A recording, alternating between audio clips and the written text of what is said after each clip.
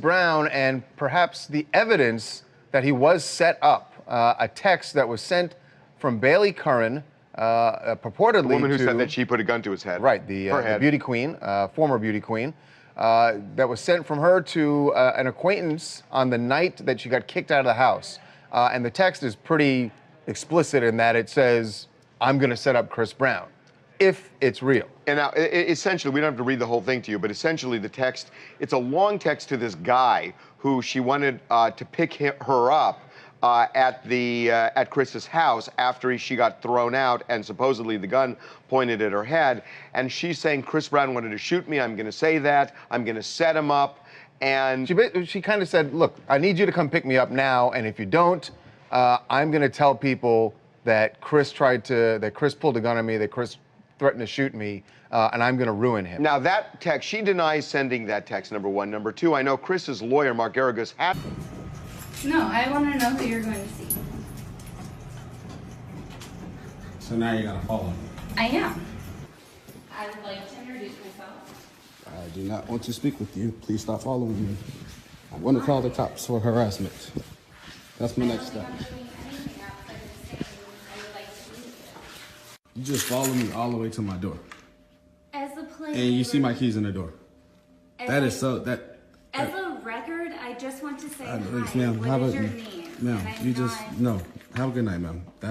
Don't ever do that again. You look pretty stupid on video. Have a nice night. I can. Do you live here? I'll be honest with that question. Excuse me. I'm sorry. The keypad is right there. But you're blocking me? Into my building. Okay, and it's my building as well, so I need you to get out my way. Okay, what unit? I don't need to say that information. So excuse me, ma'am. I'm uncomfortable. Excuse me. Okay, you can be uncomfortable. That's your discretion. You're uncomfortable because of you. I need you to move out my way, please. No. You don't have a key fob. You are... No. No. Ma'am. If you have that, then okay. Ma'am, you're not security. You're not the property manager. You're not Mike No, but Herdman. I live here. Okay, and I live here too. Can you show me the key fob into this? No. Excuse me. No. Excuse me. Are you kidding me? No, I want to know who you're going to see. So now you gotta follow me. I am. I would like to introduce myself. I do not want to speak with you. Please stop following me. I'm going to call the cops for harassment. That's my next step. You just follow me all the way to my door. As a player. And you see my keys in the door. That is so, As a record, I just want to say hi. Ma'am, What is your name? Ma'am, you just, no. Have a good night, ma'am. Don't ever do that again. You look pretty stupid on video. Have a nice night. At times in our past, men and women have shaped our future by their actions, inventions, or capabilities. For the civil rights movement in America, one such figure was Emmett Till. The small town of Sumner, Mississippi never expected to be the center of national and international attention, and yet it would take a little more than a month for the world to come and know the small Delta town and a boy named Emmett. Emmett the Boy. Emmett Lewis Till was born July 25, 1941, to Mamie Till and Lewis Till. Emmett lived the majority of his short life in or around Chicago, Illinois.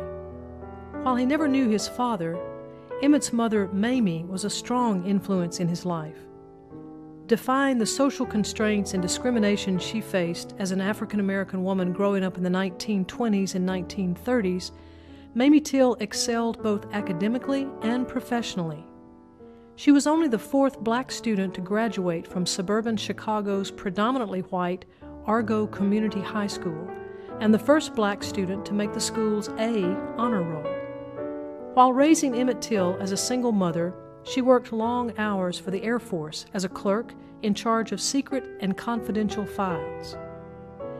Enticed by the idea of spending time with cousins around his own age in a land unknown to him, Emmett begged to take the long train ride down to Mississippi to spend a vacation with his great-uncle, Mose Wright, and his cousins.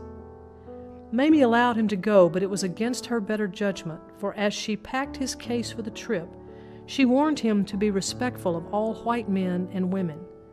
She even warned, If you have to get on your knees and bow when a white person goes past, she told him, do it willingly. How it starts.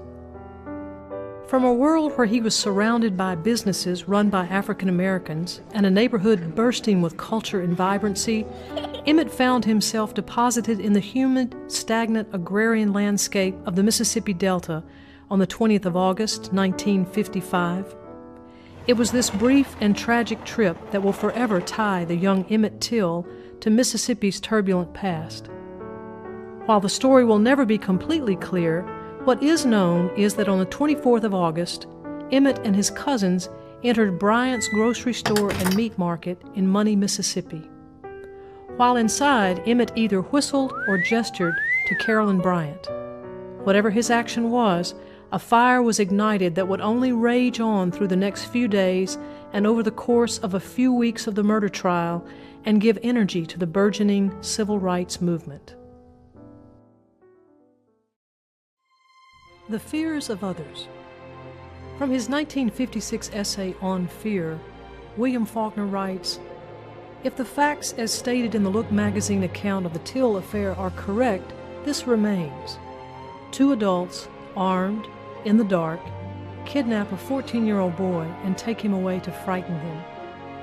Instead of which, the 14-year-old boy not only refuses to be frightened, but unarmed, alone, in the dark, so frightens the 2 armed adults that they must destroy him. What are we Mississippians afraid of?" On the night of August 28, 1955, he was kidnapped and brutally murdered at the hands of Roy Bryant and J.W. Milam.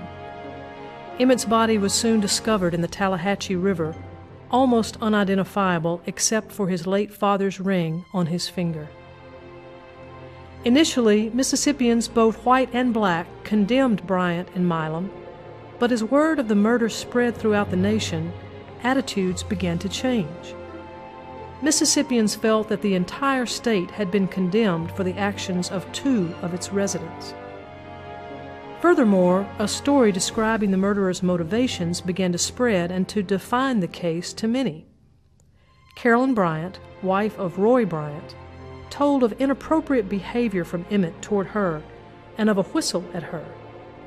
In the segregated South, such interaction between a black male and a white female was taboo. The fact that most referred to the case as the wolf whistle murder illustrates its importance in the minds of many. The outcome of the murderer's trial had been preordained as it became a fight between Northern agitators and the rights to the Southern way of life. Despite valiant efforts by the prosecution, Milam and Bryant were acquitted of any crime and released. The outrage from around the country was instantaneous. Emmett Till had become a symbol for a fledgling civil rights movement. A mother and her boy. Because there had been other incidents of lynchings over the years, the question could be asked, why Emmett Till? Despite his young age and the brutality of his murder, his case could have easily faded into obscurity.